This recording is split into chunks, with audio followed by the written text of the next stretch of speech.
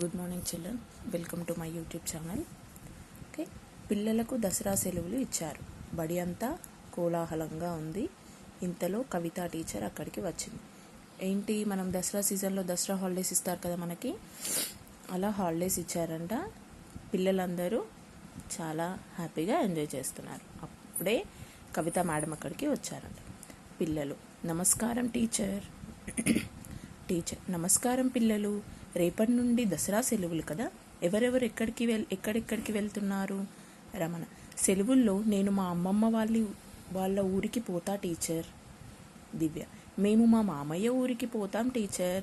మేము దసరా పండుగ అక్కడే జరుపుకుంటాము. ఎవరెవరు ఎక్కడికి వెళ్తున్నారంటే, టీచర్ ఎక్కడెక్కడికి వెళ్తున్నారని అడిగింది. రమణ ఏమో అమ్మమ్మ వాళ్ళ ఊరికి, దివ్య మామయ్య వాళ్ళ ఊరికి వెళ్తానని చెప్పారు. టీచర్, కరుణ నువ్వెక్కడికి వెళ్తున్నావు? కరుణ, ఈ సెలవులకు ఎక్కడికి వెళ్ళం టీచర్, కానీ మేము క్రిస్మస్ పండగకు మా అమ్మమ్మ వాళ్ళ ఇంటికి పోతాం. క్రిస్మస్ పండగ బాగా జరుపుకుంటాం.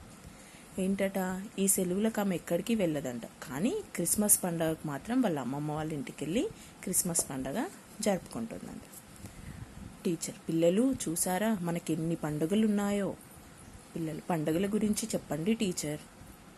టీచర్, చైత్ర మాసంలో మొదటి తిథి పాడ్యమి కదా, ఆ రోజు వచ్చే పండగని ఉగాది అంటారు. ఉగాది ఫస్ట్ పండగ కదా నాన్న మనకు. స్వప్న, అంటే మన తెలుగు వారందరికీ నూతన సంవత్సరం, హ్యాపీ న్యూ ఇయర్ అన్నమాట. అవును, హ్యాపీ న్యూ ఇయర్ కదా నూతన సంవత్సరం. ఉగాది మన తెలుగు వారి పండగ అది. టీచర్, చాలా మంచిగా చెప్పావు స్వప్న. ఆ రోజే కొత్త సంవత్సరం ప్రారంభం అవుతుంది కాబట్టి కొత్త బట్టలు ధరించడం, తీపి వంటకాలు చేసుకోవడం, షడ్రుచులతో పచ్చడిని చేసుకోవడం. షడ్రుచులు అంటే ఏంటి నాన్న? 7 రుచులు: తీపి, పులుపు, కారం, ఉప్పు, అన్ని రకాల రుచులు.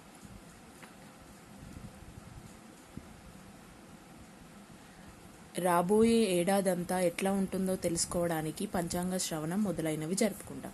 ముందు రోజుల్లో మనకు ఎలా ఉంటుందో తెలుసుకోవడానికి పంచాంగం తెలుసుకుంటాం ఆ రోజు. ఉగాది తర్వాత 9 రోజులకు, అంటే చైత్రమాస శుద్ధ నవమి రోజున శ్రీరామనవమి వస్తుంది.